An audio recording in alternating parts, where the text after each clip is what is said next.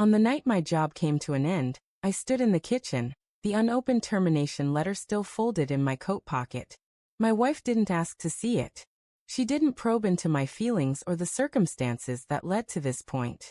Instead, her eyes carried a sharp contempt, her lips curling as though she'd long expected my downfall. "Pack your belongings," she hissed. "This place isn't for failures." Then she spat at me, desecrating the life we'd built together, the vows she'd once held sacred. She walked out the door with her new companion, not sparing a backward glance. I didn't try to stop her. I didn't mention the enterprise I'd secretly grown under a pseudonym. I kept quiet about the coastal estate I owned outright, the offshore accounts, the investments that made my fortune far greater than she could ever fathom. I stood still, because in moments like these, silence wounds more deeply than words ever could. Once, I would have sacrificed everything for her. We were young when we first crossed paths, scraping by with little more than ambition and hope. She pushed me to aim higher, convinced me I was destined for extraordinary things.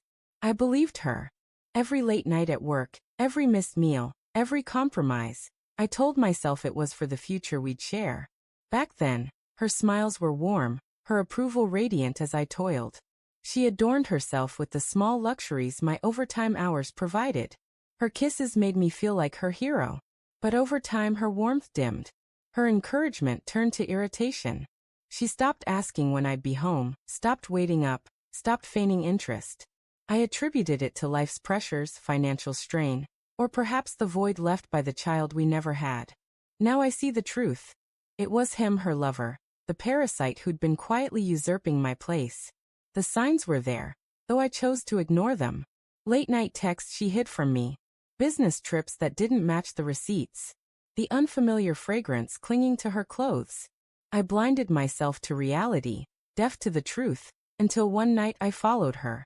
She wasn't at her sister's or running errands. She was with him. I saw her melt into his arms, as she once had with me. Her laughter, the tilt of her head, the gentle kiss she pressed to his lips. It was a tenderness I hadn't known in years. That night, something inside me broke. But the pain didn't crush me. It sharpened my focus. The humiliation didn't unravel me. It reshaped me. I didn't yell, didn't confront, didn't beg. I started to plan. First, I reached out to a lawyer she didn't know I had. We reorganized my assets, secured my holdings, and transferred property deeds. All quietly, legally, impeccably. Next, I placed hidden cameras in the house and the car she thought belonged to her.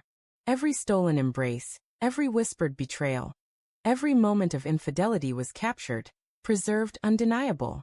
Then I set the stage. I let her believe I was crumbling, unemployed, helpless, defeated. She grew bolder in her cruelty, mocking me in tones she thought I couldn't hear. She stopped hiding her messages, stayed away for nights without excuse. I gave her the freedom to hang herself, and she tied the knot. The moment of truth came at a dinner party hosted by her lover, though she never called him that in public. To others he was just a friend. She invited me, parading me as a symbol of defeat, a cautionary tale. I sat quietly as she laughed too loudly at his jokes, touched his arm too freely. Then I stood, glass in hand, and addressed the guests. "Thank you all for coming," I said. "Tonight is unforgettable, the night I end my silence." I revealed a small projector I'd carried with me. With one click the room darkened, and the wall flickered with images. Her face, his face, their entwined bodies, their words caught by concealed microphones. The guests' gasps tore through the veil of polite smiles. She froze. He faltered. I didn't look at her. My eyes locked on him. "Enjoying my home, my wine, my hospitality? Don't get comfortable. The deeds are mine. You're out by morning." Then to her.